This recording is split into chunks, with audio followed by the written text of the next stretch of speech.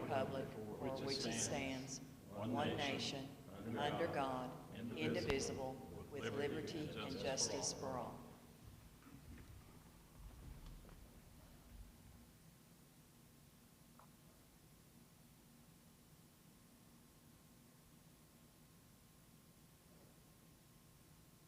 Thank you. We may be seated.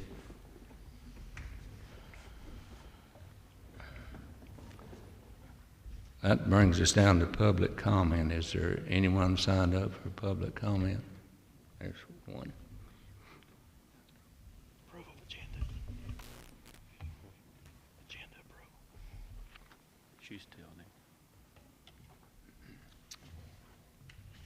him. My name is Don Hill, and I live in Clinchco.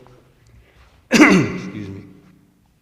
At your last meeting, you were given the data for a study that I completed using the data that was supplied to me by the school administration sometime last year. At that time, I only made some pertinent comments about the study.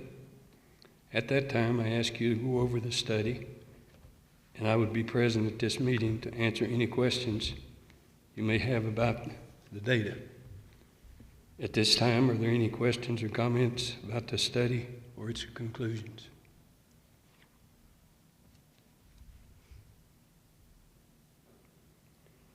So I've been attending these board meetings now for 5 years or so.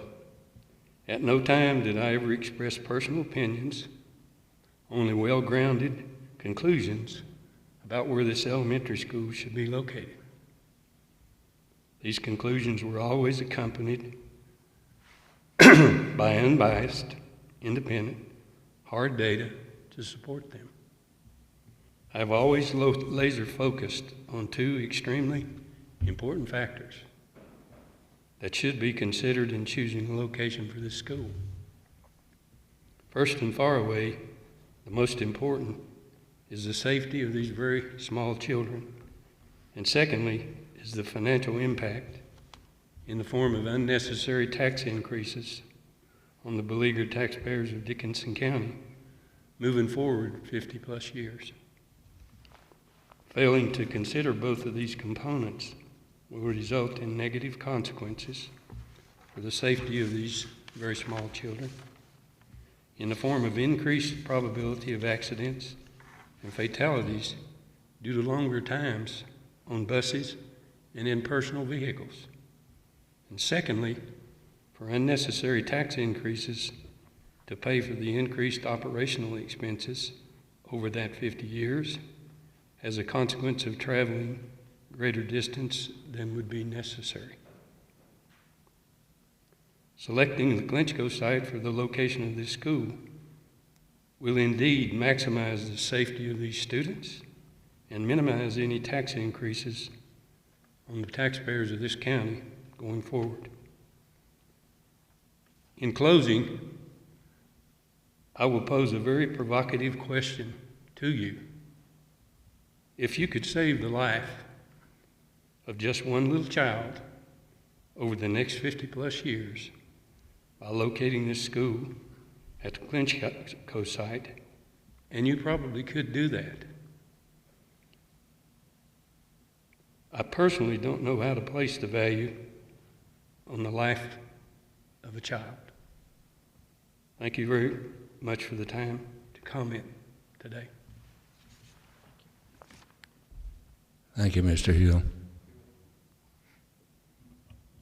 Is there other? Seeing no other, let's move on to consent agenda.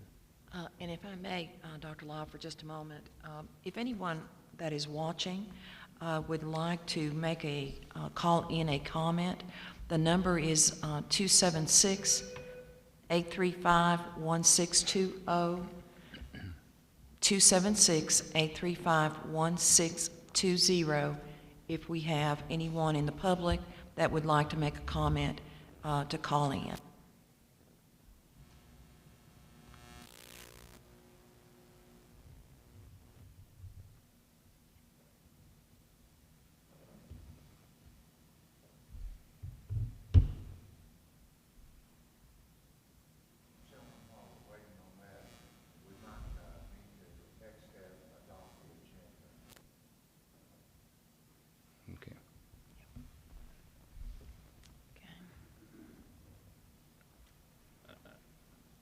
I move we adopt the agenda as presented.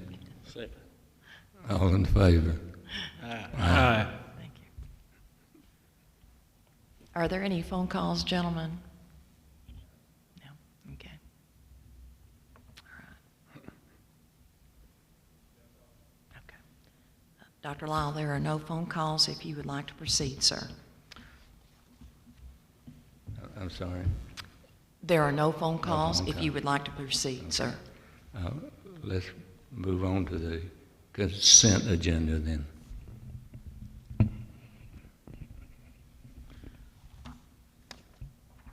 You have your packets before you, and the consent agenda are the approval of the minutes for the March 4th, 2020 budget workshop meeting, the March 18th, 2020 public budget hearing meeting, March the 18th, 2020 special education closed meeting, March the 25th, which was a regular school board meeting.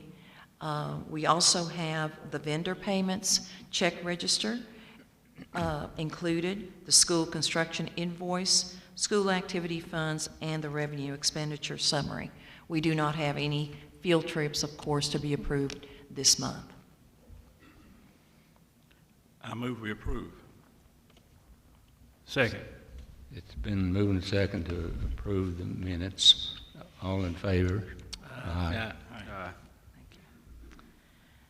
Dr. Lyle, our next section is information for the board, and these again are workshops that have been scheduled for this year. The ones that have an asterisk by them are the workshops that have been rescheduled or canceled due to COVID-19. I will leave the rest of those conferences there and then update them as we go along, but I just wanted you to see what may be available in May as a webinar and then in June and July. Thank you, Dr. Lyle.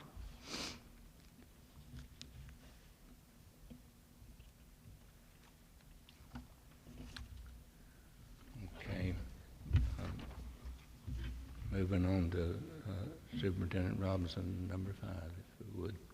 Yes. I'd like just to take a few moments to update the board on the COVID-19 and our school division's response. And there are no words of thanks and gratitude that we have for our staff and faculty for each of their acts of going beyond the extra mile to meet the needs of our students. What each of our staff members have accomplished during these challenging times is truly miraculous. We're serving children and their families in ways that before March the 13th were unimaginable.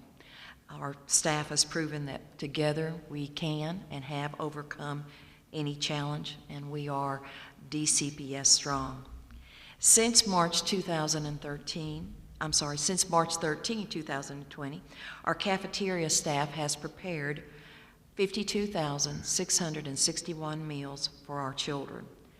Our teaching staff has prepared over 3,800 learning modules, Google Classrooms, and online learning opportunities. Staff members are reaching out to children and their families to stay connected with children through social media, Google Meets, Google Classroom, Google Voice, text, and emails. Since the school closure began on March the 16th, the expectations for our professional staff and support staff have been identical to the work expectations on Friday, March the 13th. Teachers continue instruction, working with children. While the instruction and integration with children looks very different today than it did on Friday the 13th, that continues to be our focus. The difference now is that we have opportunities to think outside the box and implement creative ways to provide the instruction and the learning opportunities to our children while also providing support to our families. Cooks continue to prepare meals. Bus drivers continue to drive buses. Custodians continue to clean buildings and help with food delivery. Maintenance staff continue their jobs. Everyone in the school division continues to do their respective job while contributing in a variety of other meaningful and different ways to assist in any way that they can. We would also like to recognize our families, our parents, and our guardians who have taken on new responsibilities and are supporting their children at home in new ways. They certainly are doing a fantastic job. And finally, we just like to think about our children. While the challenges we face today may be daunting, the real challenge is what happens next and how we prepare for the next unknown. I believe that what we all do now will be the foundation and framework of how prepared we are for the next thing and help us to prepare and support our children's success and when we return to our school. So that is our update on COVID-19 and our response. If the board has any questions or comments that they would like to make or anything specifically that I did not get to cover. Well, I think our staff have done a great job and hope will continue as long as necessary. Hopefully short necessary time, but as long as necessary. Well, they are very committed to that, and so I certainly have no doubt that they will. Any other questions or comments? And thank you for your support during this time. We know that it's been quite different. Before March the 13th and afterwards, it's been a little bit busier, a little bit wilder sometimes, but thank you for your patience as we navigate through. And again, I just want to recognize our staff, our faculty, all of our employees, every one of them, for all the work that they've done and in keeping the focus on our children and staying connected with them. Thank you.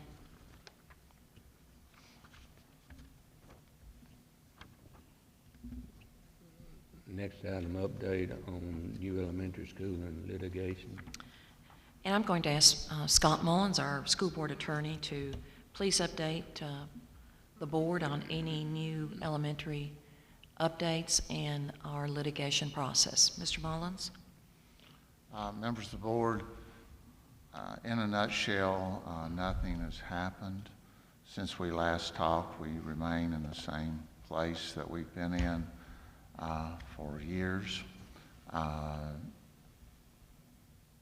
We are looking at a situation with the national economy doing what it is doing, with the scramble to find resources to deal with the coronavirus. It's only a matter of time that the Corps of Engineers is going to say to us, enough. But they made this money available to us in January of 2016. We have basically been debating what we're going to do for a long time. And if we don't do something, we have no one to blame but ourselves as a county when we lose this opportunity. And I don't want to engage in hyperbole, but it's really come down to that. And when that happens, there will be various people trying to rewrite history and how we got here.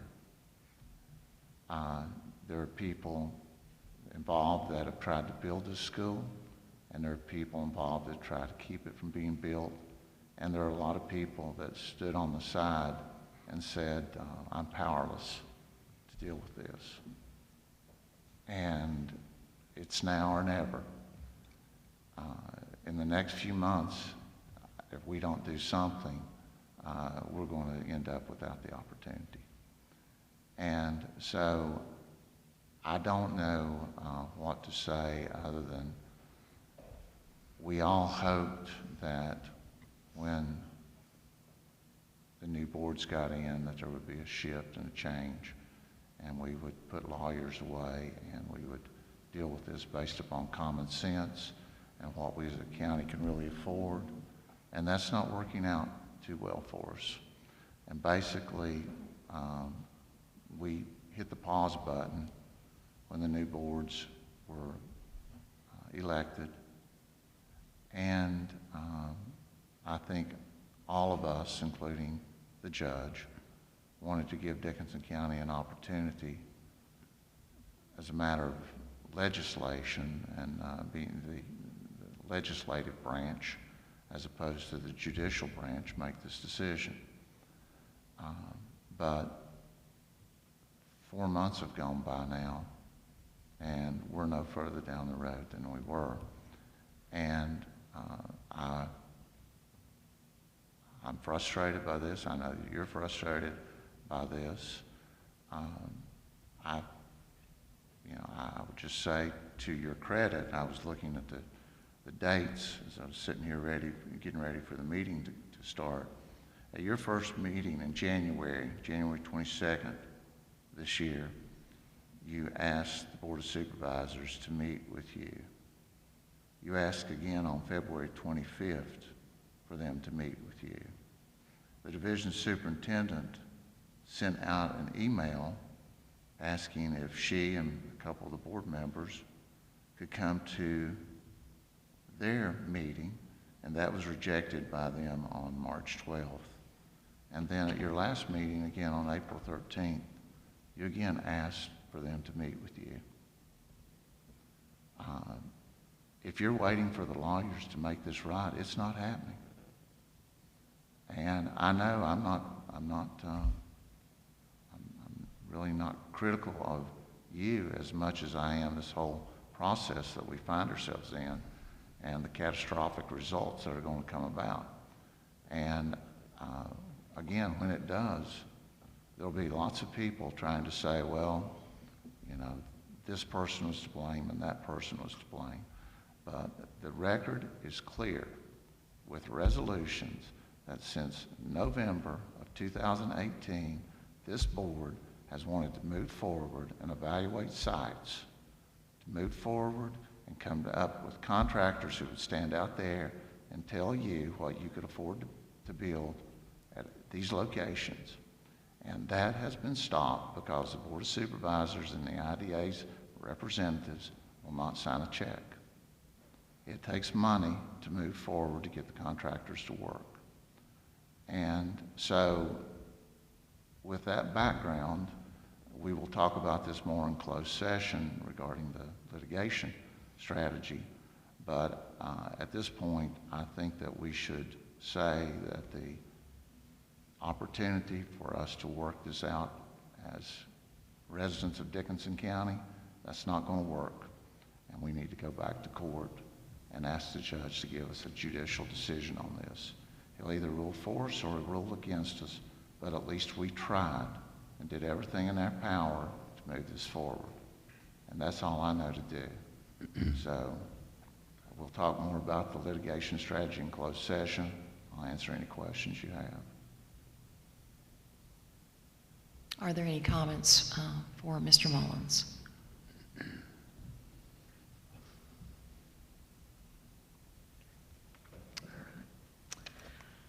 Thank you, Mr. Mullins.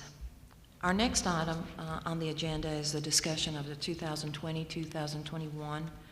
Oh, I'm sorry, no. It's an update on the state budget. And I'm sorry, Mr. Barton, if you could come to the front, please, and address the board regarding the state budget and some of our division cuts that we're expecting there. Right, thank you. Board members, on Monday, April 13th, Governor Northam released his amendments to the fiscal year 20 through 22 biennial budget. The governor's amendments will be considered by the General Assembly at the reconvened session, which was today. I've not heard anything back from that yet. But this amendment will reduce our state funding by $415,265 from the state funding that was listed in the budget that was approved by you on March 25th, 2020.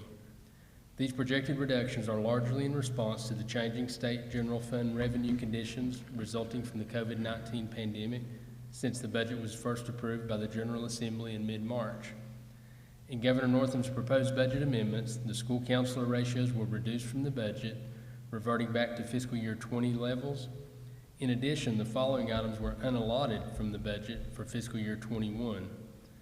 Additional at-risk add-on, the general fund portion only, the compensation supplement, the VPI, the Virginia Preschool Initiative, is going to revert the formula back to the same per pupil allocation in the current fiscal year 2020 budget, and the new VPI initiatives are unallotted.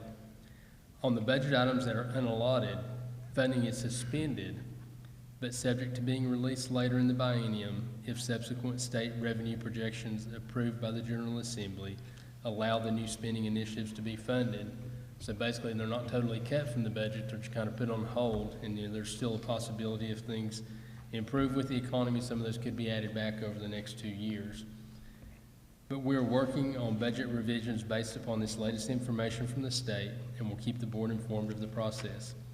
Additionally, we look forward to scheduling a time to meet with the Board of Supervisors to review our budget and the local appropriations with them. If you have any questions, please feel free to contact Mrs. Robinson or myself.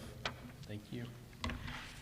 This afternoon, thank you, Mr. Barton. This afternoon, many of you were copied, all of you were copied on an email that I sent to the county administrator and to Mr. Evans and also Ms. Kaiser, the chair and the vice chair, just requesting an update on the budget appropriation for the school division. What we tried to explain to our Board of Supervisors is that the school division has certain contractual requirements that we have to meet before programs are cut, before staff members are eliminated. And so we want to make sure that we meet and have the opportunity in the event that a budget is cut or we have to reduce something, that we have the legal limitations and the legal timeline to do that. We also explained in that email in that with the reduction of the $415,000 from the state, we're not increasing our request from the county. We're leaving our request at $6.5 million and shared with them that we're seeking cuts in our own category first, but we would not ask them for additional funds. In response, the county administrator replied that they're looking at March the 4th to have their budget workshops. Again, we shared with them that we would be available to meet with them. Mr. Barton can certainly present the budget to them, and we hope that perhaps one or two of you, along with Phyllis Mullins, our DEA president, can attend.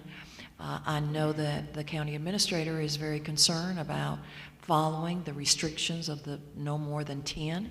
So we would certainly also honor that, and we would set up a Zoom meeting or some kind of virtual meeting so that we could all meet with the school board and the Board of Supervisors and have that. We've offered that. So we hope, it sounded like from the email that we are in consideration to present to the Board of Supervisors. They are, I think their last final budget meeting is May the 11th, and so we need to know very quickly after May 11th what the budget is and what that appropriation is. So in that email, Mr. Moore also stated that the county was facing perhaps $1 million deficit, but that we were still at $6.5 million.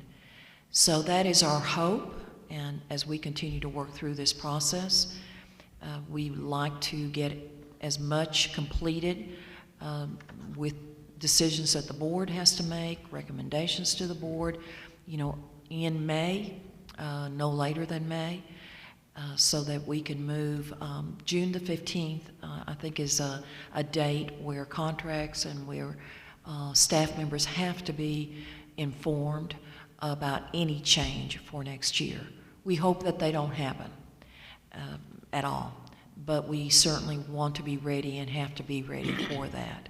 So I just want to mention that to the board, and certainly however the board wants to proceed with either meeting with the Board of Supervisors or perhaps the chair or the vice chair or any member of our school board that would like to meet with them. So, questions or comments about that? Mr. Rasnick? Is Mr. Moore and Mr. Moore and Mr. Barton allowed to talk to each other over the phone, for example? Regarding the budget, sir? Yes. Yes, they are. I would hope they could do that on a regular basis between now and the time the meeting takes place. And also, Mr. Chairman, is it proper to go back to the previous question when Mr. Mullins asked if there were any questions for him? Can we go back to that? Mr. Chair, can Mr. Rasnick ask Mr. Mullins a question? Yes. I understand our attorney can't talk to their attorney, the county's attorney. Is that correct? That's correct. They want the correspondence to go through the two lead counsel. Who is the person that stops that conversation? Who is the entity that makes that not happen? Well, it's the Board of Supervisors. I mean, they've told us that they want to run everything through the attorneys. So you can't talk to the county attorney about this under any... Mr. Phillips is not counsel of record in the litigation. I'm counsel of record. Counsel of record can speak with each other. But Mr. Phillips, because of his previous work on the bench, cannot be counsel in Virginia litigation. So as a result of that, he is not counsel of record, and without their attorney's permission, I cannot talk with him. Now, if their attorney said that it's allowed, then I could talk with him, but he's not given me that permission. Well, three of us here are new, and we know less about this than most of the other people in this room. And I don't understand that here in Dickinson County that this board can't meet with the other board, or at least have our superintendent and two members go and meet with that board. Who stops that from happening? Is their attorney the person that stops that? There's a rule, Mr. Rasnick, that when parties are litigating and they're represented, that unless there's an agreement that the parties are supposed to talk through counsel. Now, that's in normal litigation, not something like this. When we first asked to meet with them, you may recall we drafted up a joint agreement as a joint resolution that said that you all could talk with each other freely and that nothing you said would be used in the litigation or admissible, or you would have an opportunity just to speak frankly with your counterparts on the Board of Supervisors, and they would not agree to that. Well, individually, could one member of this board talk to one member of the other board without going through the process? Is that allowable? I, as your attorney, you cannot do that with my permission, because the rules say I have to have their permission in order to tell you that's okay. Right. So no is the short answer, but it all funnels through. If they were willing to talk to you, we could do that. Well, through the time we've been here, these 4 months, obviously this has been going on for some years, and some of us, again, aren't up to speed as some others are. But it appears to me that I don't know if they know that Dickinson County is in danger, given the current situation that this country and this world faces, plus the prior situation where obviously the disagreement between the boards were in place some time ago. But it seems to me that they should know that that danger exists, that Dickinson County stands a high risk of losing approximately $25 million if some resolution is not coming forward. Our children are going to lose a new school, and we will have lost a great opportunity for the future for all the children of this county and all the citizens of this county. Well, in all fairness, all I will say is I realize there's two sides to every story. I truly believe in my heart that ours is the better reason side. But regardless of whether I'm right or wrong, you as a board and they as a board should sit down in the room and talk about what we're going to do to fix this. If you continue to, we have shown now for 4 months, this is not working. And I don't know how to fix it. other than the only fix I know as an attorney is at one point in time we asked the court for a decision, and then we took a break on the hope that we would work this out on our own. Now, the Board of Supervisors, I think they're very much aware of the fact that you want to talk with them. You want to work this out. But you can't make them talk to you. Well, Mr. Mullins, I think I would commend this board in the short time I'm here. Every month we've made an effort to converse, and that effort has been rejected each time the effort has been made.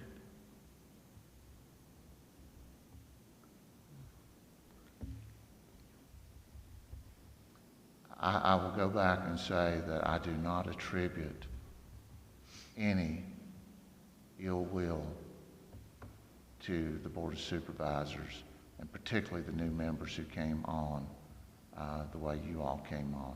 I think that we are like those proverbial two ships passing in the night, and until some sunshine is put on that to where you all can see each other and talk to each other, it's just truly sad how much money we're losing, and I still believe that in a matter of weeks, it's going to get to the point where people are going to say, there's more money laying here. They've had it since 2016. That's a long time, January of 2016. And if they don't have the ability to move forward at this point in time, they don't need the money. And there are people in other localities that really do need the money. And it's going to come to us. Well, I will say from my standpoint, I've heard nobody here that has animosity to that group. I know every one of those people, and the county administrator and the attorney for years, most of them. And I know they're good, decent citizens of this county, good, decent people.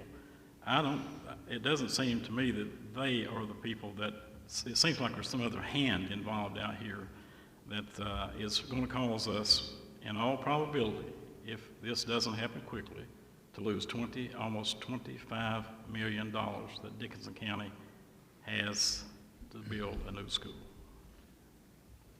And I just want to make sure that you all and anybody that cares to listen knows that we don't have too much to fight about at this point. They have said, you will pick the location. We have said that they will get all the money to pay off all the debt. Pay off all the what? All the money to pay off the Q-scabs, all the debt. So the Board of Supervisors would walk away debt-free. We would have the ability to move forward and build the school. The only thing, the big thing, it may be the only thing, but the big thing that's stopping us is that we want to be able to control our own destiny once we sign an $18 million contract with the contractor. If we have to go back and ask for 2 more signatures to pay our bills, we stand a chance of being where we are right now. And at that point in time, we get sued. We only get sued. Not the Board of Supervisors. We get sued. And so I am sure that if we put this back on the Board of Supervisors and said, you build the school, we'll stay on the checkbook. And if something happens that we get cross with you, then we have the ability to quit signing checks and you get sued. They would say, no, we're not going to do that. And so I wouldn't do it in my personal life. You wouldn't do it in your personal life. You would not put $18 million worth of obligation on the school system in a written contract unless you knew that you could fulfill it. And I don't understand really where the disconnect is, because I believe Skanska with Curtis Ellswick has a proven track record in Dickinson County of bringing projects. He brought Ridgeview in, he brought the courthouse in time, under budget. Skanska is doing work regionally in the millions of dollars, probably hundreds of millions of dollars. They are a multi-billion-dollar, multinational company. This is what they do.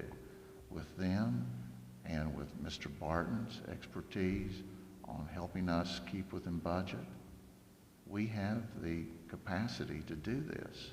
The Board of Supervisors while we've always welcomed their involvement, we can have them just have a veto just to stop the project. And I think they would understand that if we could just talk with them about that. It's not that complicated. And, you know, if you look back from the time we got this money in January, we've lost over $4 million in construction inflation. We're losing $85,000 a month, $2,700 some dollars a day. How much a month? $85,000 a month. And that's cutting down on the quality of materials and the size of your elementary school. Every day, every month, it's going away. And it's been going away. And for the, you know, for those that worked on this and really wanted to produce results with this, these opportunities don't come around every day. And just to sit back and take a chance that could be taken away. I never in my dreams imagined Dickinson County would get to the point where we'd be stalled out like this. Well, I can't believe that there are people over there, any person there, that doesn't want to see this project succeed for our children. I simply can't believe that. I still say it's a miscommunication, and litigation and lawyers are the wrong way to resolve your differences. Thank you.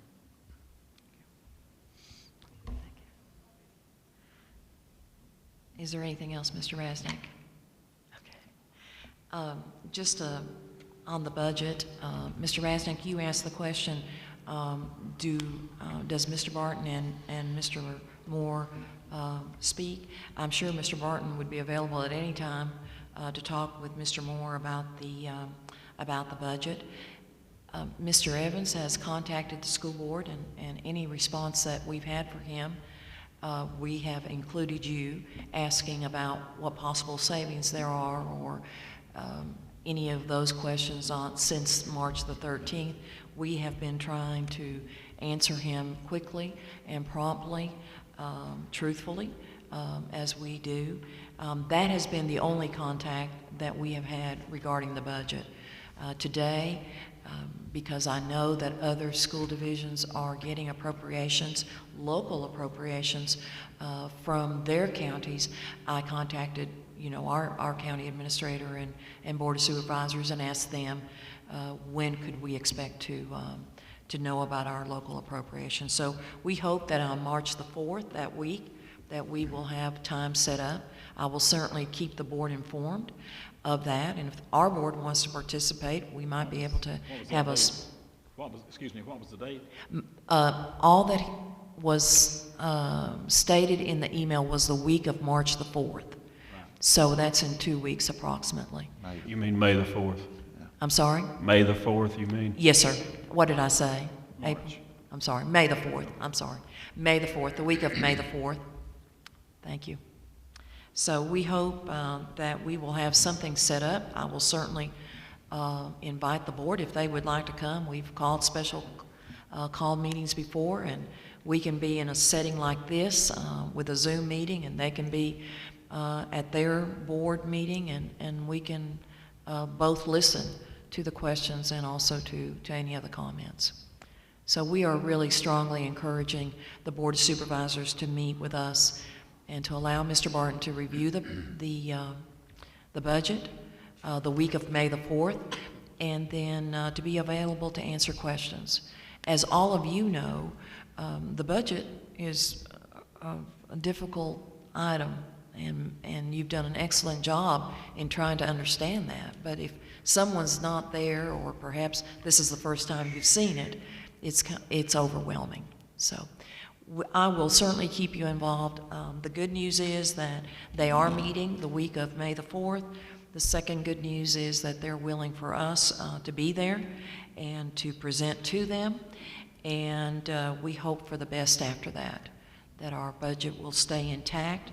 The local appropriation that we requested will stay intact and we'll be able to proceed with programs and staffing and all the innovations that we want to try to do for next year. Any other questions or comments, anything else from the board? And again, that was May the 4th, and I appreciate the board's calling that to my attention.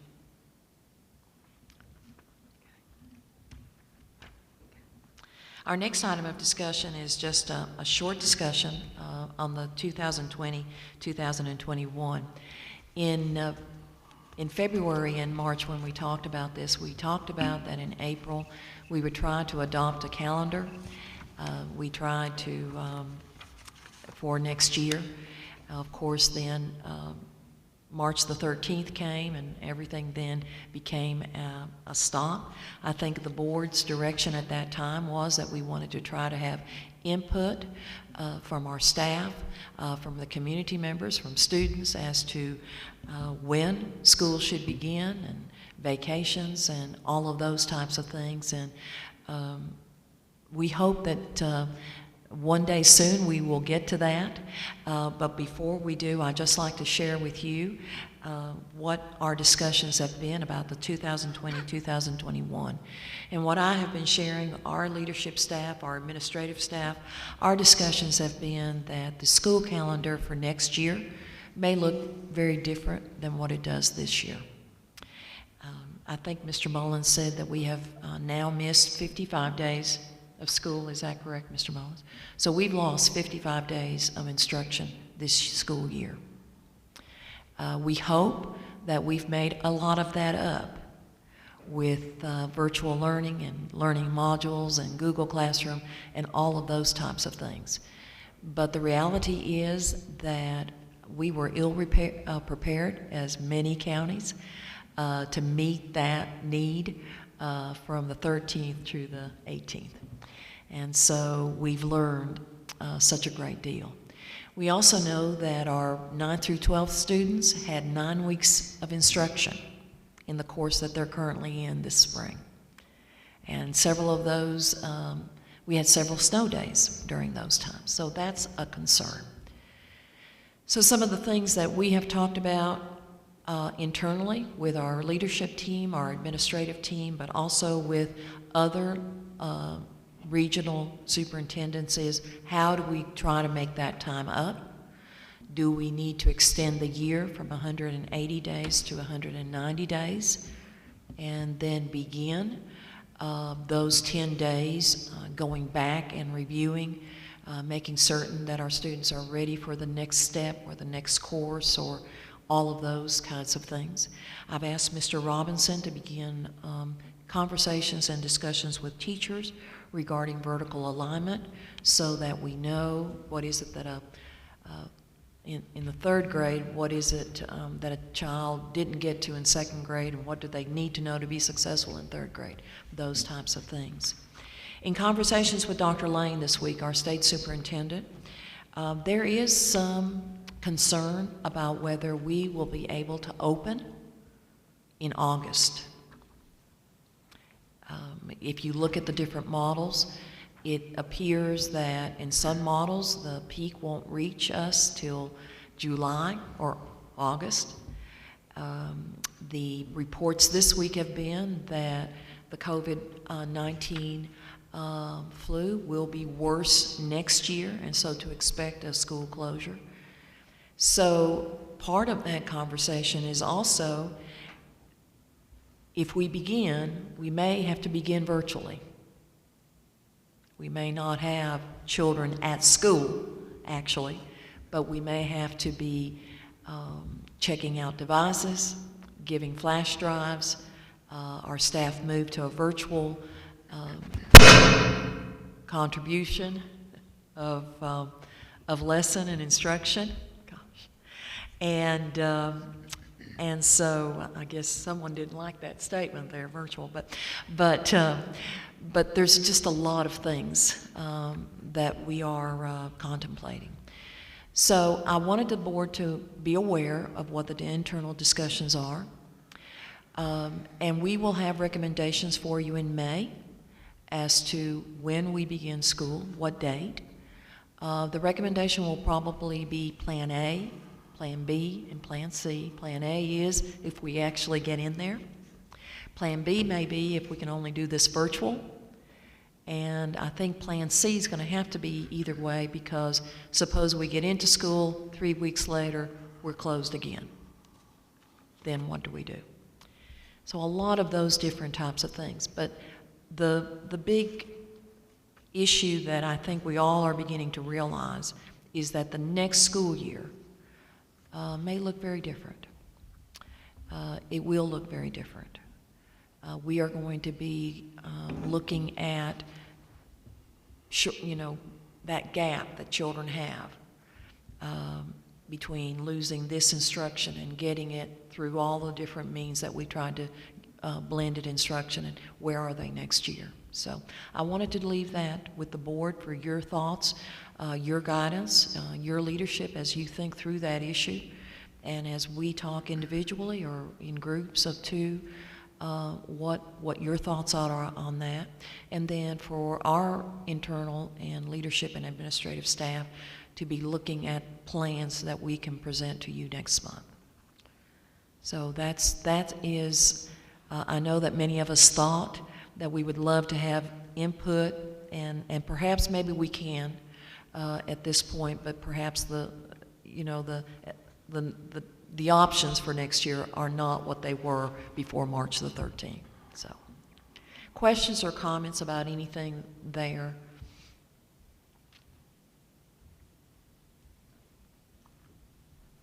We've informed our staff. They're kind of aware of it, but I don't think it's set in yet. And quite frankly, we are still working through that as other school divisions are also.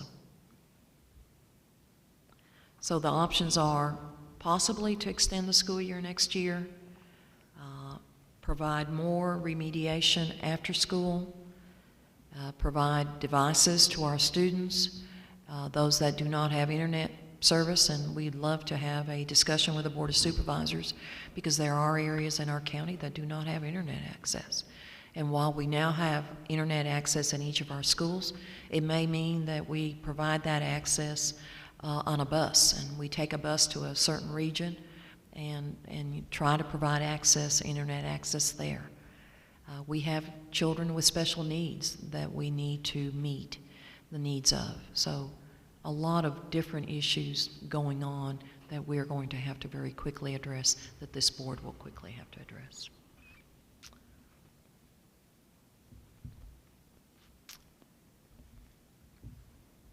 Any other questions or comments there? Okay. Just kind of thinking back a little bit, I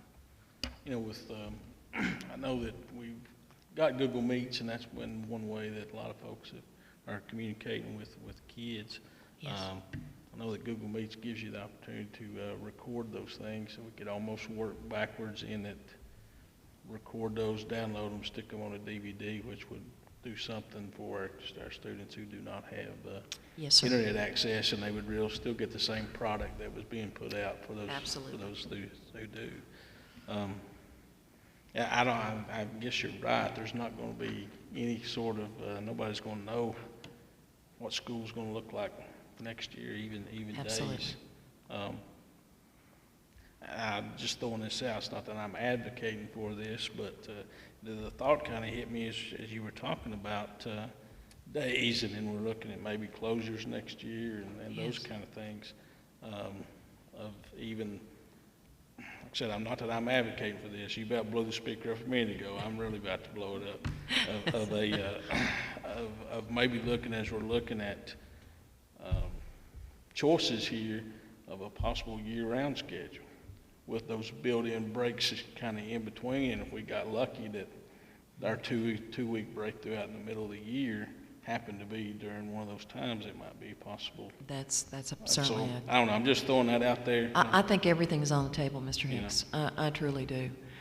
Things that we've never thought of before are there. One of the things that we talk a lot in our staff is that on March the 13th, we weren't ready. No school division was ready. Nobody was. Okay. But we don't have that same excuse for the 2020-2021. And so this is the time for us that we have to get ready. We have to know what our needs are. All of those have to be thrown on the table. It's almost like, you know, you have a bag packed just in case you've got to go or they're closed. What do? And so we've got to provide those children. The other issue, and I know you're aware of this, Mr. Hicks, is that equity issue. Right. You know, not all of our children have the same support at home, whether it's internet or device or someone there to help them. And while our parents are trying to do an excellent job, our teachers have really had to step up in very innovative ways, whether it's a helpline, you know, with Google Voice or Google Meet or moving everyone to Google Classroom, something. And that's difficult sometimes with some who are maybe a little bit more resistant to that kind of change. I just don't think we have any choice with that. So I think there's so many things that's unpredictable that it's, you know, kind of, we could go one route or be thinking one way and then have the state mandate something else on us. So yeah, I think just, you know, keeping the options open and being prepared for anything is probably the only thing we can do right now. and having a plan A, plan B, and plan C, and maybe a D or a F. I think for us the thought is that whether it's August the 3rd or August the 6th, if that's the date that the board votes on, we begin school on that date. If we can get in, great. If we can't, then we begin school virtually.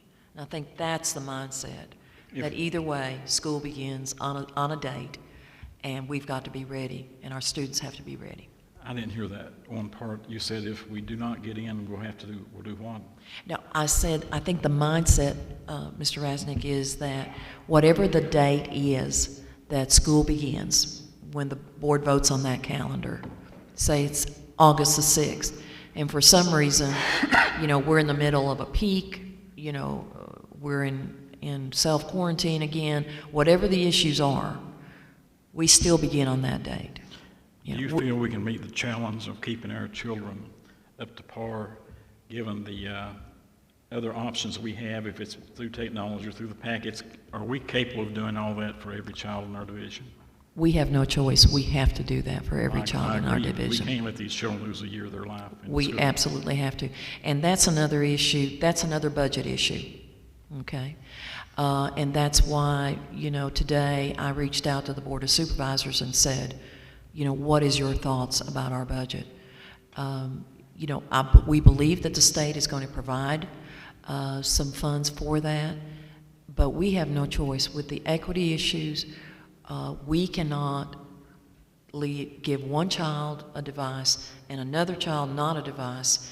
We're going to have to make the playing field as level as possible for every single child. And as you said, that's very expensive, but we will do it. We have to do it. Yes, we do. We do. And so you see the challenges that are facing us. But you know, I always think about when I look at all those challenges, all the things that we've overcome. And if you had shared with us in March 13th that we would be feeding 55,000 meals, preparing 55,000 meals, and how many miles have we put on buses and teachers and learning modules, if you shared with our teachers, they themselves would say, I can't believe what we've done.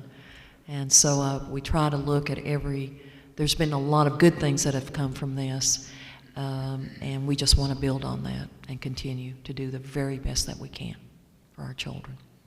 They deserve it, and they should have that.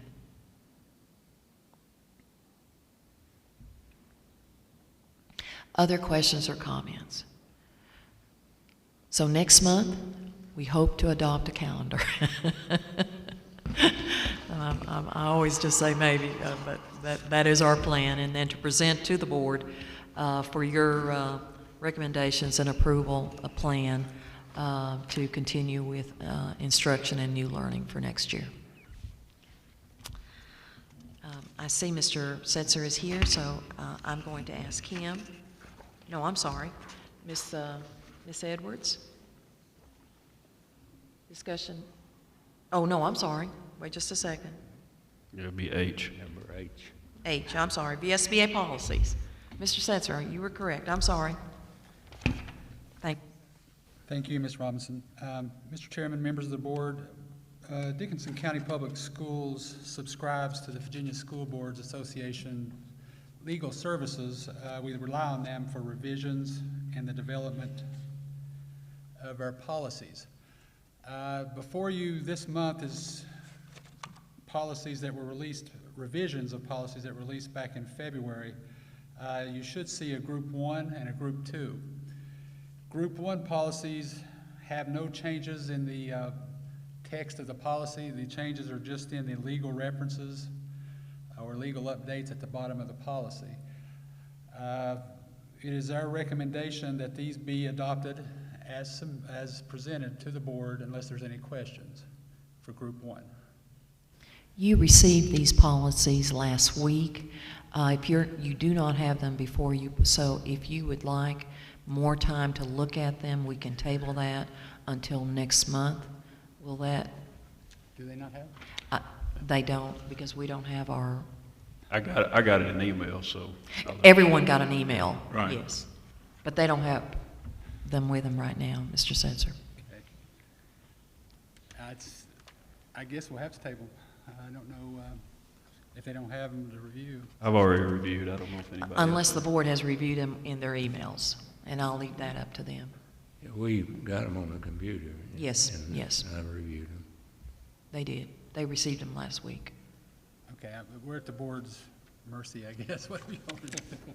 I feel comfortable going ahead and, Yeah. This will be for Group 1. It's a group of 1, 2, 3, 4, 5, 6, 7, 8 policies. Again, there's no change to what we currently have other than the legal update at the bottom or the reference code to the Code of Virginia. It would be our recommendation that we adopt these as presented.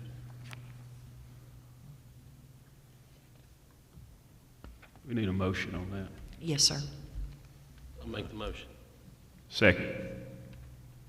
all in favor? Aye. Aye. Okay, the Group 2 policies, they do have changes. A lot of the changes are very slight because of, they may have changed a tense of a verb or something of that nature. Some of them are pretty substantial. Are these policies that we need to table, or is the board comfortable enough going forward with these as well? To adopt these at this point tonight, or can it wait until next month? With schools being closed, Mr. Rasnick, no, there's no urgency, but some of these are already in law. Right. But no, with school being closed, there's no urgency. Other than getting a backlog in the coming months, we normally receive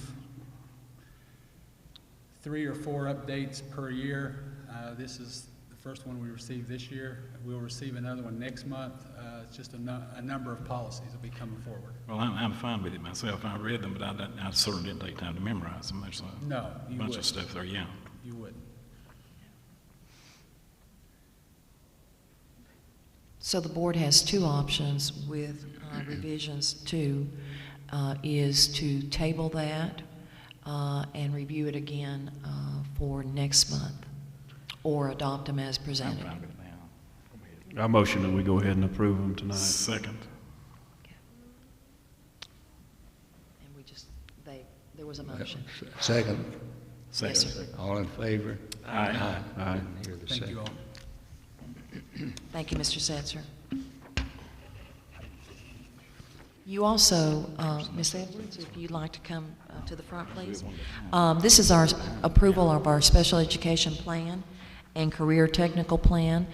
You also received that on Friday, and Ms. Edwards will go through each of the plans. These are annual plans that our school division completes, and it must have board approval as presented. Good evening, board members. You all were sent a copy of these plans in their entirety, and the plans were presented before my advisory committees. Sorry, am I too close? I'm getting an echo. They were presented before my advisory committees on the 16th.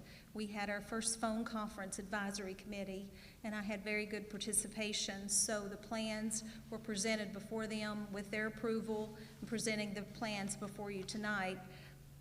I'll be glad to answer any questions that you may have. I think we have provided a packet, a small packet, which just has some excerpts from each of the plans.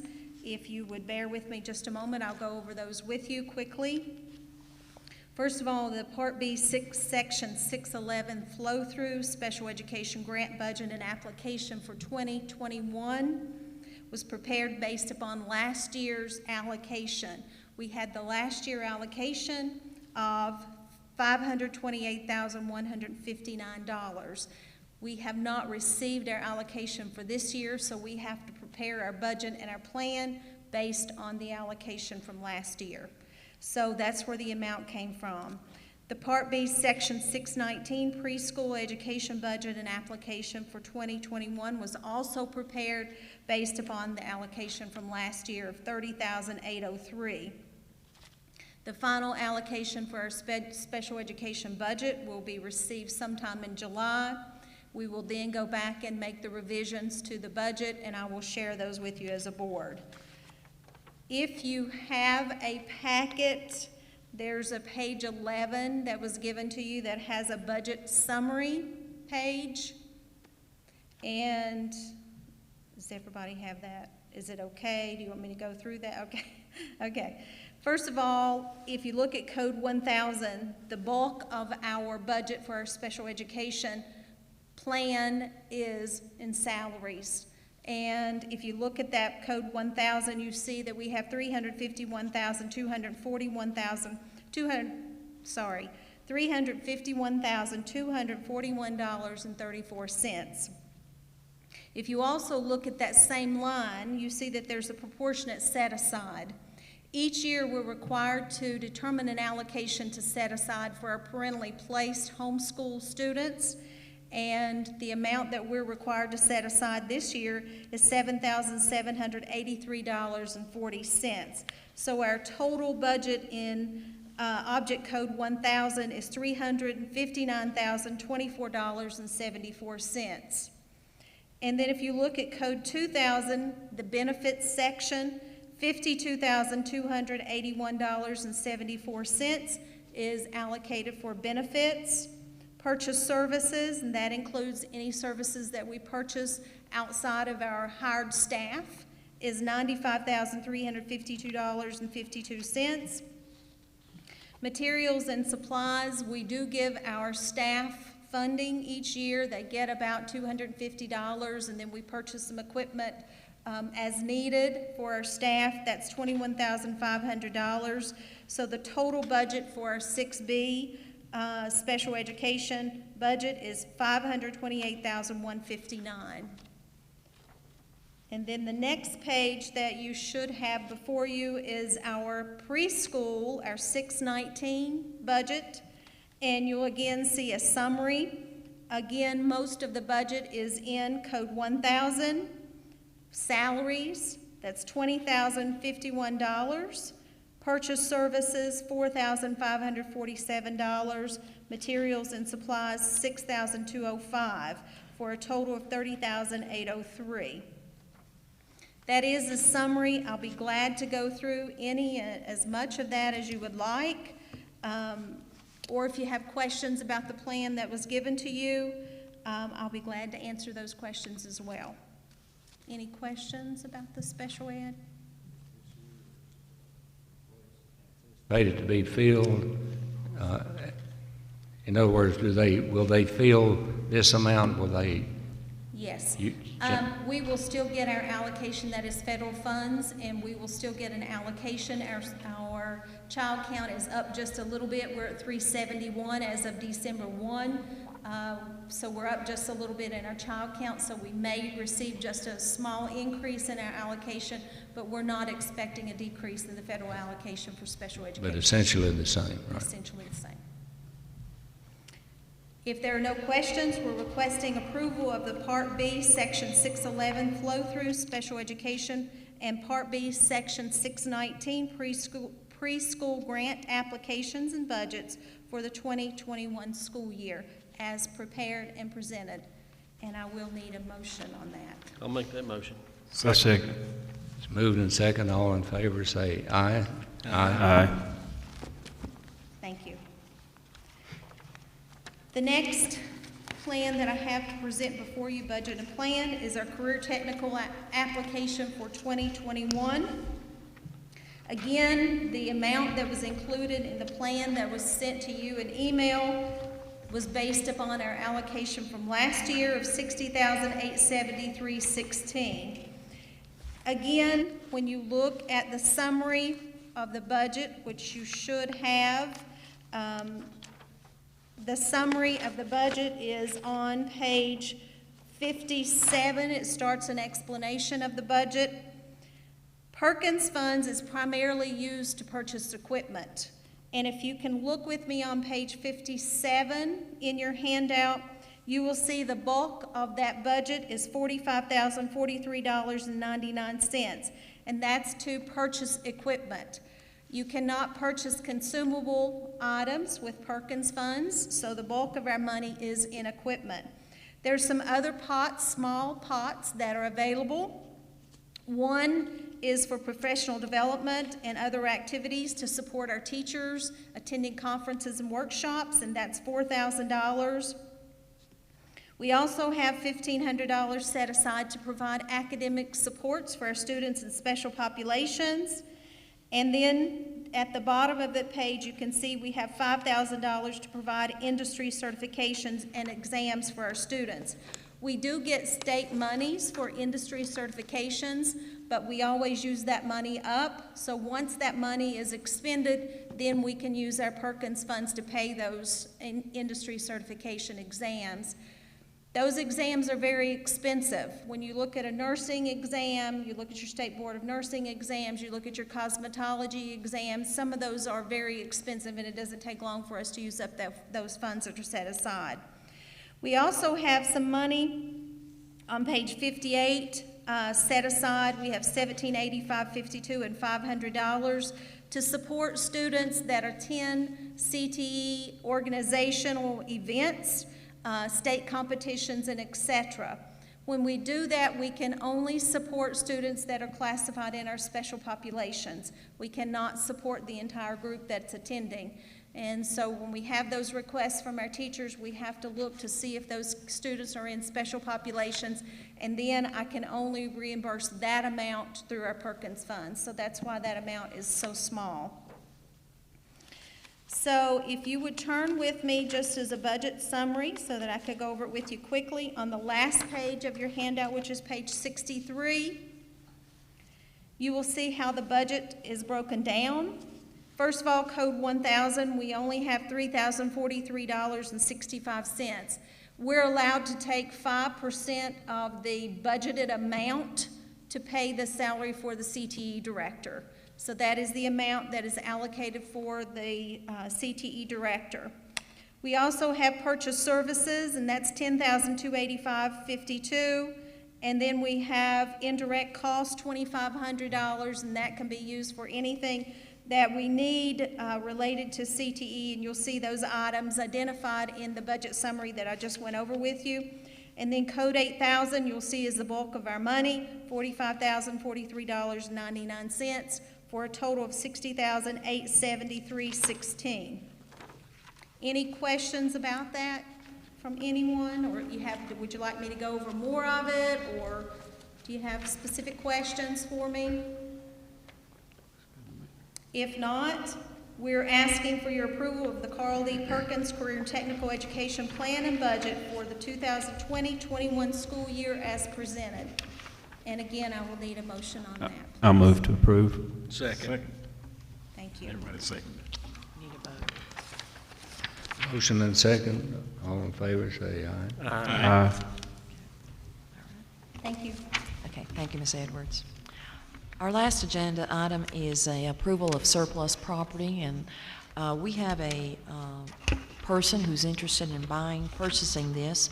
It's a 1980 transmission that fits all old GMC buses. And so we are just recommending that the board approve this as surplus property and allow Mr. Barton and Mr. Mooney to sell it as surplus property. I'll make the motion. I second. All in favor? Aye. Mr. Chair and board members, that ends our open session. Okay. I think that brings us down to board comment. Personally, I'm hopefully optimistic that our area will miss most of the COVID-19 effects as it has so far. I am not optimistic that we can work with the Board of Supervisors effectively due to their refusal to talk to us. That's my comment.